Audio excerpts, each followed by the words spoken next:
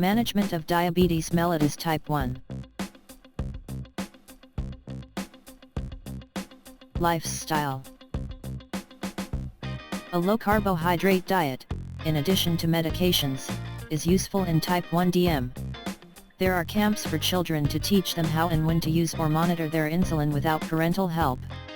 As psychological stress may have a negative effect on diabetes, a number of measures have been recommended, including exercising, taking up a new hobby, or joining a charity, among others. Insulin. There are four main types of insulin: rapid-acting insulin, short-acting insulin, intermediate-acting insulin, and long-acting insulin. The rapid-acting insulin is used as a bolus dosage. The action onsets in 15 minutes with peak actions in 30 to 90 minutes. Short-acting insulin action onsets within 30 minutes with the peak action around 2 to 4 hours. Intermediate-acting insulin action onsets within 1 to 2 hours with peak action of 4 to 10 hours. Long-acting insulin is usually given once per day. The action onset is roughly 1 to 2 hours with a sustained action of up to 24 hours. Injections of insulin either via subcutaneous injection or insulin pump are necessary for those living with type 1 diabetes because it cannot be treated by diet and exercise alone. In addition to insulin therapy, dietary management is important. This includes keeping track of the carbohydrate content of food and careful monitoring of blood glucose levels using glucose meters.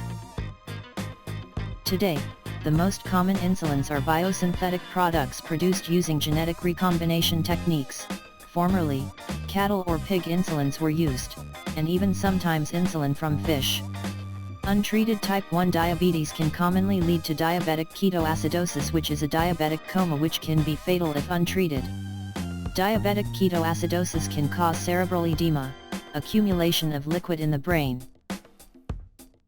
This is a life-threatening issue, and children are at a higher risk for cerebral edema than adults, causing ketoacidosis to be the most common cause of death in pediatric diabetes. Treatment of diabetes focuses on lowering blood sugar or glucose, BG, to the near normal range, approximately 80 to 140 mg/dl, 4.4 to 7.8 mol/L. The ultimate goal of normalizing BG is to avoid long-term complications that affect the nervous system, e.g. peripheral neuropathy leading to pain and/or loss of feeling in the extremities, and the cardiovascular system, e.g. heart attacks, vision loss. This level of control over a prolonged period of time can be varied by a target HbA1c level of less than 7.5%. People with type 1 diabetes always need to use insulin, but treatment can lead to low BG, hypoglycemia, i.e. BG less than 70 mg/dl, 3.9 mol/L.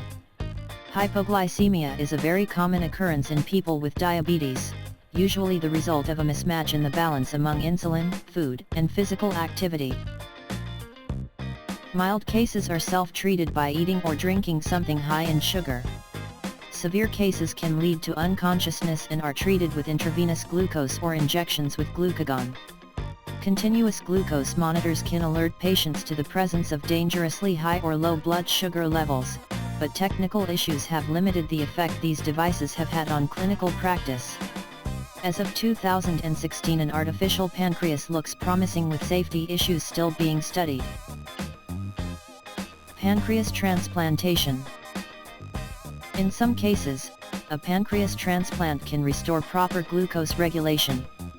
However, the surgery and accompanying immunosuppression required may be more dangerous than continued insulin replacement therapy, so is generally only used with or sometime after a kidney transplant. One reason for this is that introducing a new kidney requires taking immunosuppressive drugs such as cyclosporin.